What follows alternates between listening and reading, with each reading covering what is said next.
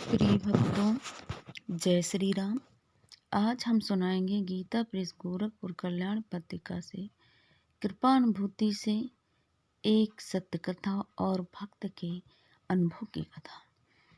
जिन्होंने लिख के भेजा है वो कहते हैं, घटना थोड़ी सी पुरानी है। मैं रिटायर्ड बैंक प्रबंधक हूँ और इस समय मेरी आयु 73 वर्ष है। घटना वर्ष 1967 ईस्वी की है, जब मैं कक्षा 9 का विद्यार्थी था। उम्र थी मेरी 14 वर्ष। सरकारी कॉलेज में हमारी हिंदी विषय के अध्यापक श्री श्रीदत्त चतुर्वेदी थे, जो बाद में राष्ट्रपति पुरस्कार से भी सम्मानित हुए थे। हिंदी की कक्षा में वे सूरदास के पदों में श्री कृष्ण का गोकुल से मथुरा जाने का भावार्थ समझाते हुए इतने भाव विभोर हो जाते थे कि हमारे जितने विद्यार्थी थे उनके मन में भी कृष्ण कृष्ण मथुरा वृंदावन सब जीवंत सा प्रतीत होने लगता था। इसलिए मेरी भी इच्छा बचपन से ही भगवान कृष्ण के दर्शन की जागृत हो गई। अब शाम को घर आने पर मैंने बड़ों से पूछा कि मथुरा कहाँ है। उन लोगों ने यहाँ बताया कि यहाँ इटावा से 180 किलोमीटर दूर है। सीधी बस जाती है और किराया उस समय 3 रुपया सवारी था। अब तो कृष्ण और उनका ब्रज ही अहरनिश मेरे आंखों के सामने घूमता रहता। किसी प्रकार उस वर्ष की पढ़ाई पूरी की।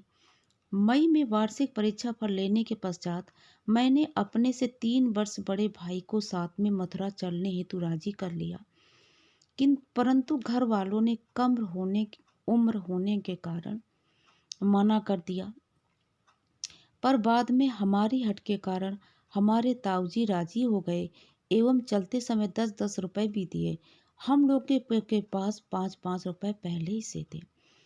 मथुरा पहुंचकर एक दिन मथुरा घूमा एवं रात्रि विश्राम एवं निःशुल्क धर्मशाला में जमीन पर लेटकर किया।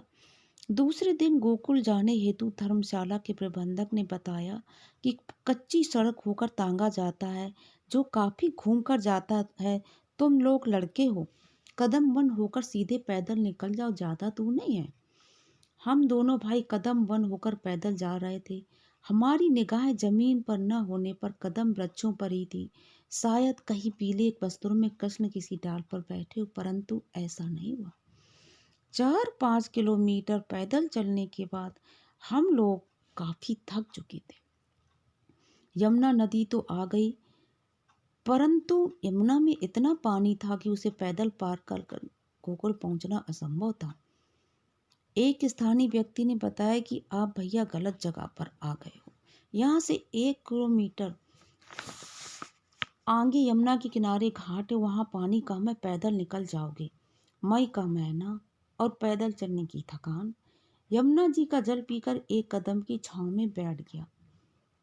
लगभग 5 मिनट बाद बैलों के गले में बंधे घुंघरुओं जैसी आवाज सुनाई दी। कुछ ही क्षण में एक बैलगाड़ी आकर पास में रुकी। गाड़ीवान ने पूछा, भैया कहाँ जाना है? मैंने कहा, गोकुल जाना है, यमुना पार करनी है। गाड़ीवान बोला, गाड़ी में बैठो। हम दोनों भाई बैलगाड़ी में बैठकर यमुना पार हो गए। गाड़ी से उतरकर गोकुल के मंदिरों की ओर चल दिए और जब हमें बैलगाड़ी वाले ने उतारा तो आधा मिनट बाद थोड़ा सा आगे बढ़े और आधा ही मिनट बाद तुरंत ही मतलब मुड़कर पीछे देखा तो आश्चर्य कि कोई भी बैलगाड़ी वहां नहीं थी। हम कृष्ण को कदम्ब के वृक्षों में तलाश रहे थे, परंतु मिले यमुना किनारे गाड़ीवान के बेस में हमारे प्राण बहल हो गए। पूरा मैदान पीछे पड़ा था और इतनी जल्दी कोई यहाँ से जा भी नहीं जा सकता था। दूर दूर तक मैदान खाली था और ये गाड़ीवान एकदम से कहाँ गायब हो गया। अब हम सब समझ चुके थे किशोर आयु की यह अविस्मरणीय घटना थी जिसने हमारे जीवन की दशा बदल दी। एवं अभी मैं आशान्वित हूँ कि कभी न कभी मेरे कृष्ण मुझे किसी भी वेश में दर्शन देंगे। राधे राधे।